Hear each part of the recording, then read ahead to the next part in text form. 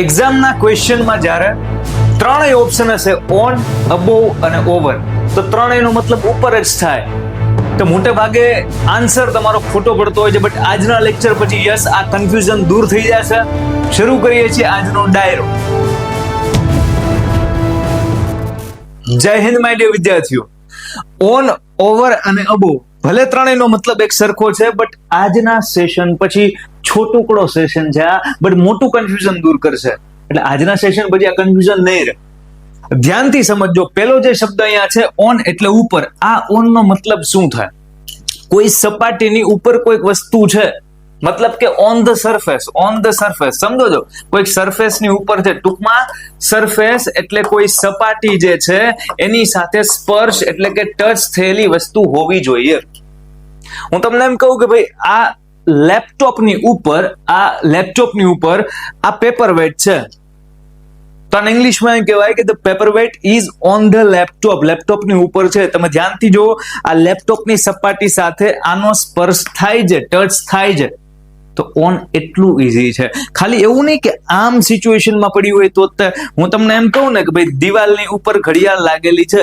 Hello, દિવાલ, ધારો કે આ દિવાલ છે અને આ દિવાલ ઉપર છે એ ભાઈ ઘડિયાળ લાગેલી છે, તો આ પણ શું છે?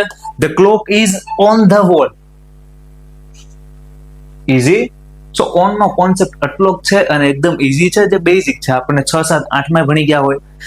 હવેના જે બે શબ્દો છે ને એને હિસાબે કન્ફ્યુઝન ઊભું થાય. એક ઓવર અને એની પછી છે અબોવ.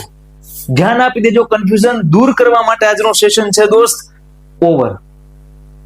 ઓવર નો મતલબ શું થાય? કોઈક સપાટીની આમ ઉપર ન હોય, સ્પર્શમાં ન હોય, એ સપાટીની ઉપરથી કઈક વસ્તુ પસાર થતી હોય.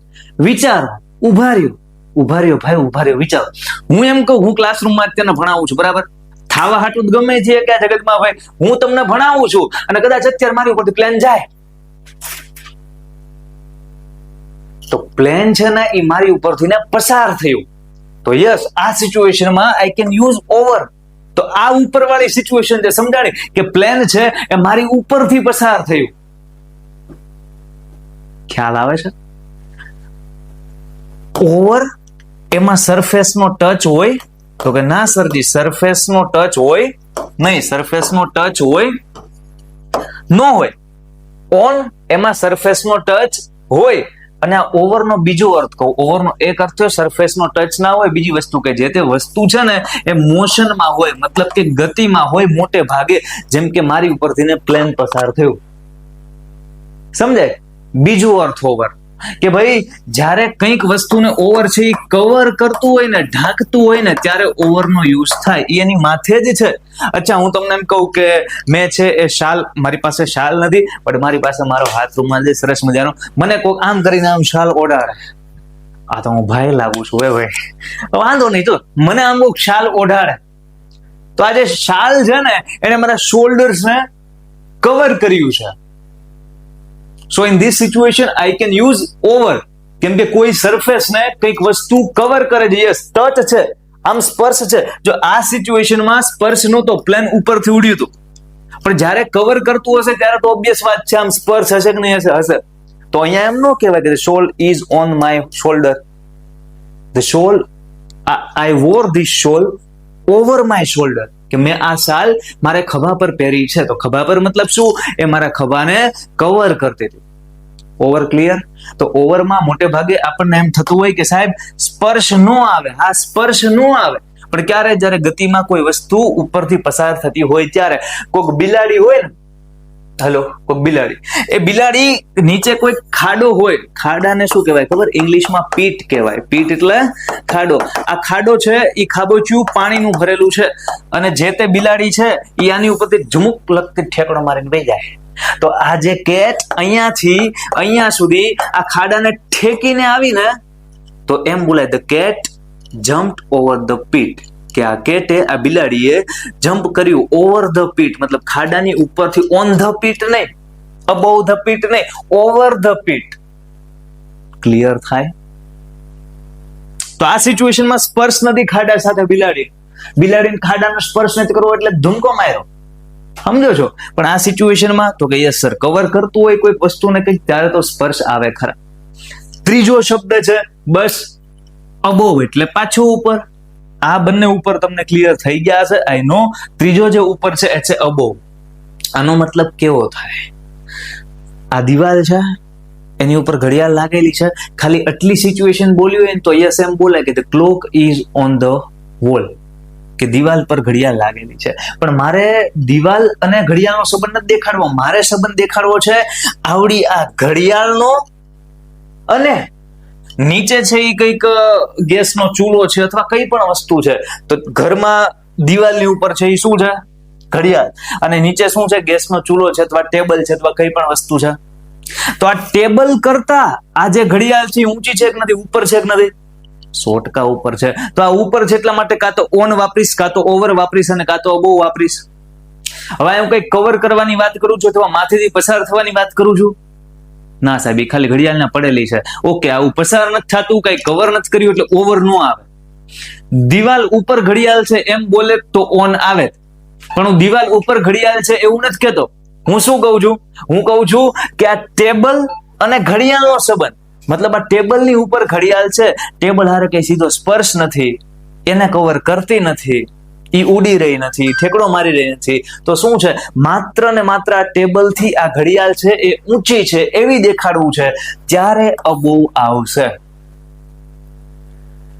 એટલે તમારે ઓન, અબોવ અને ઓવર ને સમજવું છે તો તમારે સિચ્યુએશન્સ ઉપરથી સમજવું પડશે કે કઈ પરિસ્થિતિ છે, કઈ વસ્તુ સાથે તમે એને સરખાવો છો. ક્લિયર થાય? મજા આવે? હવે જો આ કોન્સેપ્ટ મગજમાં ઉતર્યો હોય દોસ્ત કે ઓન એટલે કેવું ઉપર, ઓવર એટલે કેવું ઉપર, જોઈ શકો તમે, અને અબોવ એટલે કેવું ઉપર, કે ભાઈ સપાટીનો સ્પર્શ તો નથી પણ ઉપર છે, કવર નથી કરતી, અને આમ કરીને આમ જતી નથી કાંઈ મોશનમાં, ગતિમાં. યસ સર, હવે કોન્સેપ્ટ ક્લિયર છે. આ કોન્સેપ્ટને આધારે આપણે સોલ્વ કરીએ અહીંયા રહેલા 15 ક્વેશ્ચન. લેટ્સ સી કે આપણામાંથી કેટલા સ્ટુડન્ટ્સને આ 15 ના આન્સર છે એ આવડે છે. હું આન્સર લખું એ પહેલા તમારે આન્સર લખવાનો છે. ટ્રાય કરો. ચલો, ક્વેશ્ચન નંબર 1 થી આપણે સ્ટાર્ટ કરીએ જ કાર્યક્રમ. The clock is hanging blank the wall. The clock is hanging blank the wall મતલબ કે દિવાલની ઉપર ઘડિયાળ લાગેલી છે, તો દિવાલની ઉપર હોય તો સીધો સ્પર્શ હોય. યસ, તો પહેલાનો આન્સર આવવો જોઈએ on. The clock is hanging on the wall. Question number 2 શું કહે છે? હી પ્લેસ્ડ ધ બુક, એને બુકને રાખી ક્યાં? તો કે ટેબલની ઉપર, તો ઓન ધ ટેબલ જ આવે. એને ટેબલની ઉપર જ બુક રાખી હોય તો એ સ્પર્શ થયો, સીધી વસ્તુ છે, on the table. The plane flew blank over heads. Plane છે એ આપણા માથા પરથી પસાર થયો તો શું આવે? ઓવર આવે. ધ્યાન આપજો, દુનિયાનો કોઈ પણ ક્વેશ્ચન કે જેની અંદર ઓન, ઓવર અને અબોવ ભલે બધા ઓપ્શન એક સાથે આપી દે, તમે આઈડેન્ટિફાઈ કરી શકશો કે આ બ્લેન્કમાં આ જ આવે. જરૂર છે માત્ર એકવાર કોન્સેપ્ટ સમજવાની, અને જરૂર છે માત્ર પ્રેક્ટિસની. Question number 4. There is a ceiling fan right blank the dining table. Dining ટેબલની ઉપર સીલિંગ ફેન છે, તો ડાઇનિંગ ટેબલની ઉપર છે એટલે ઉપર છે, એટલે ઓન, ઓવર, અબોવ ગમે આવી. કે અહીંયા ઓન નું આવે. કેમ? તો કે સીધો સ્પર્શ થોડો છે, આ ટેબલ છે એની ઉપર સીલિંગ ફેન થી આમ અટેચ થયેલો હોય, પંખો અટેચ થયેલો હોય, જોડાયેલો હોય, ન હોય, તો ઓન નીકળી ગયો. ઓવર એટલે કે અહીંયા પસાર થઈ જાય, કાંઈ આમ કવર કરે છે? ના સાહેબ, ખાલી આમ બતાવે છે કે અચ્છા આ ટેબલ છે અને સામે પંખો છે ઉપર, તો આ માટે શું ઓપ્શન આવે? અબોવ. તો 4th માં આવશે અબોવ. અહીંયા શું આવશે? Above. Question number 5. The mirror is blank the sink in the bathroom. બાથરૂમમાં જે સિંક છે એટલે કે કપડા ધોવાની જે જગ્યા છે એની ઉપર છે એ શું છે? તો કે અરીસો છે. તો એ કપડા ધોવાની જે સિંક છે, હાથ ધોવાની જે સિંક છે, જે વોશ બેસિન છે, તો એ સિંક અથવા વોશ બેસિનની ઉપર થોડો આમ કરીને આમ કાચ રાખ્યો હોય કોઈ, કે આમ હાથ ધોતા આમ મોઢું જોવે પોતા, એવું ના હોય. એટલા માટે અહીંયા ઓન ના આવે. ઓકે, વિચારો, જે બાથરૂમમાં સિંક છે હાથ ધોવા માટે, કપડા ધોવા માટે, એની ઓવર મતલબ કે આમ કઈ પસાર થાય છે, અથવા તો એ સિંક ને છે એ ઢાંકે છે એ મિરર એટલે અરીસો નહીં, એટલે ઓવર પણ નો આવે. એક જ ઓપ્શન અબોવ. 5મા નો આન્સર પણ શું આવશે? અબોવ આવશે. કેમ કે તમે જો ખાલી બતાવે છે કે અચ્છા આ સિંક છે જ્યાં આપણે આપણા હેન્ડ વોશ કરીશું, અને અહીંયા છે મિરર છે થોડોક એનાથી ઉપર છે, એટલે above. The cat jumped blank the fence. તાર, ફેન્સ એટલે તાર. કેટ જે છે એ તારની ઉપરથી કૂદી ગઈ. તો આપણે આ સિચ્યુએશન જો હમણાં જ સમજ્યા. મેં ખાડો આપ્યો, આને તાર આપ્યા. તાર કોકના ખેતરમાં હશે, એનથી આમ કરીને આમ કૂદી ગઈ. તો the cat jumped over the fence. Over the fence. Question number 7. He spilled coffee blank his shirt. એને એના શર્ટ ઉપર છે કોફી ઢોળી. સાહેબ તમે કે હમણાં જબરું સમજાવતા હતા, કઈ ગયું કે ઓન માં તે તમે લેપટોપ ના આન તેને સમજાવ્યું, ઓવર માં કે તમે ભાઈ બનીને સમજાવ્યું, પ્લેન ઉડાડ્યું, એ કે અબો માં તમે એક્ઝામ્પલ મસ્ત આપ્યું, કોફી વાળું સમજાવો તો માનો. ઓ પ્રભુ, ઓ પ્રભુ. ચલો, he spilled coffee blank his shirt. તો એને એના શર્ટ ઉપર, તો એ જે કોફી છે ને એનો સ્પર્શ થઈ જાય પેલા ભાઈના શર્ટ ઉપર, તો સ્પર્શ થઈ જાય સીધે સીધો, તો on his shirt. He spilled coffee on his shirt. Question number 8. The picture is hanging blank the fireplace. Fireplace એટલે થાય ચૂલો. કરો વાત. ચૂલાને અંગ્રેજીમાં fireplace કહેવાય. નવું જાણવા મળ્યું. જો the picture is hanging. Hanging એટલે કે લટકાયેલું છે. તો જે ચિત્ર છે, જે પિક્ચર છે, જે ફોટો છે એ લટકાયેલો છે ચૂલાની ઉપર. તો અહીંયા ચૂલો છે, એની ઉપર ફોટો હોય? ના સાહેબ, એટલે ઓન નો આવે. અહીંયા ચૂલો છે, એની આમ ઉપર ફોટો ઉડતો હોય અથવા તેને કવર કર્યો હોય? ના સાહેબ. તો જે ચૂલો છે એની ઉપર આમ ફોટો હોય, ક્યાંક એનાથી સહેજ ઊંચાઈમાં હશે, એટલે ખાલી આપણે કહેવાનું છે કે ચૂલાની ઉપર પિક્ચર છે. તો યસ, આની અંદર આવવું જોઈએ અબો. ઓન નો આવે કેમ કે સીધું ના હોય. ઓવર ના આવે કેમ કે એની ઉપરથી કઈ પસાર નથી થતું, અથવા તો એને કવર નથી કરતું. અબો એટલા માટે આવે જસ્ટ હાઈટ ડિફરન્સ દેખાડવો છે, અને કેવું છે કે ચૂલાની ઉપર ચિત્ર છે. The picture is hanging above the fireplace. Question number 8. તમે એક ક્વેશ્ચન સોલ્વ કરો છો ને એટલે મને એમ ખબર પડે છે કે ધીમે ધીમે છે જે કન્ફ્યુઝન અત્યાર સુધીની મુમેન્ટમાં હતું કે હા સાહેબ વાત તો તમારી સાચી, ત્રણ વસ્તુ છે, એક હારવાર આપી હોય તો મોતિયા મરી જાય. બટ યસ, હવે ધીમે ધીમે એ કન્ફ્યુઝન કદાચ દૂર થતું હશે. મજા આવે કે નહીં? કહેવાનો મતલબ એમ છે, ગમે એવો કન્ફ્યુઝન વાળો ટોપિક હોય, ગમે એવો અઘરો ટોપિક હોય, તમે એક વાર શિદ્દતથી બેસીને વ્યવસ્થિત કોન્સેપ્ટ સમજી લો દોસ્ત. કોન્સેપ્ટમાં કાંઈ ના હોય, પણ કોન્સેપ્ટમાં જ બધું હોય. સમજાય છે મુદ્દો? એકવાર કોન્સેપ્ટ સમજો, you can solve any question. તમે ગમે એ પ્રશ્ન સોલ્વ કરી શકશો. કોઈ પણ એક્ઝામમાં પ્રિપોઝિશનનો ક્વેશ્ચન પૂછાય, આ ત્રણ ઓપ્શન ભલે એક હારવાર આપવા દઉં, આપણે સોલ્વ કરી શકીએ. She wore a shawl blank her shoulder. એને એના શોલ્ડર ઉપર શાલ, હમણાં આપણે એક્ઝામ્પલ લીધું ને એ આવડું આજે તો હે ને, એના શોલ્ડર ઉપર જે શાલ પહેરી તો શોલ્ડર ને કવર કરે, એટલા માટે over her shoulder. The temperature is well blank normal day. Normal દિવસ કરતા, નોર્મલ ડે કરતા જે ટેમ્પરેચર છે એ સહેજ ઊંચું છે. તો નોર્મલ દિવસ કરતા ટેમ્પરેચર આમ સહેજ ઊંચું છે? ના સાહેબ, એવું ન કહેવાય. આમ કરીને આમ તો ઓન નો આવે. સહેજ આમ પસાર થાય કઈ કવર કરે? ના સાહેબ. તો એક જ ઓપ્શન અબો. આનો આન્સર શું આવશે? અહીંયા આવશે અબો. The temperature is well above normal today. Temperature છે એ રેગ્યુલર દિવસ કરતા સહેજ આજે ઊંચું છે. He kept the file blank his desk. એણે એની જે ફાઇલ છે એ ડેસ્ક એટલે કે ટેબલની ઉપર રાખી હોય તો ટેબલની ઉપર ફાઇલ રહે, ટેબલની ઉપર ફાઇલ રહે. તો on his desk. A bird was flying blank the lake. lake એટલે તળાવ થાય, બર્ડ એટલે પક્ષી થાય, ફ્લાય એટલે ઉડવું થાય. તો પક્ષી છે તળાવની ઉપરથી ઉડે. તો પક્ષી તળાવની ઉપરથી ઉડે, આમ ઓન ઉપરથી ઉડે, આમ ઘસાતું ઉડે? ના ઉડે ને. પક્ષી છે એ તળાવની આમ સહેજ આમ સાઈડ મારીને આમ ઊભું છે કે? ના બરોબર છે. હા, પવન આવે છે તો એ પ્રમાણે ના પાણી તે હલે તો છે. Okay done. ના હોય એમ પાછી આમ કરીને તળાવની ઉપર ઉડીને વયું જાય તો અહીંયા શું આવે? ઓવર, કે કંઈકની ઉપરથી એ પસાર થાય છે. તો over. A bird was flying over the lake. Question number 13. There is a mosquito sitting on your hand. તમારા હાથની ઉપર મસ્કીટો એટલે મચ્છર છે, સ્પર્શ કરે ને તે પછી એટલે તો આપણે ગુડ નાઇટ ને ઓલ આઉટ ને બધું લાવીએ છીએ. Clouds were gathering blank the mountains. Mountains એટલે કે પર્વતોની ઉપર જઈ, ક્લાઉડ્સ એટલે કે વાદળાઓ ભેગા થાય છે. તો વાદળાઓ પર્વતની ઉપર જ્યારે ભેગા થાય, સિચ્યુએશન વિચારજો, ત્યારે એ પર્વતને ઘેરે કે ન ઘેરે, કવર કરે કે ન કરે? Yes sir. તો કવર કરે, એટલા માટે આન્સર આવે over the mountains. Clouds were gathering over the mountains. પહાડની ઉપર શું ભેગું થાય છે? વાદળાઓ ભેગા થાય છે, કવર કરે.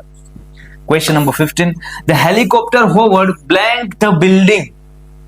જે હેલિકોપ્ટર છે ઉડે છે, હેલિકોપ્ટર છે ઉડે છે, એ ક્યાં ઉડે છે? હેલિકોપ્ટર છે ઉડે છે બિલ્ડિંગની ઉપર.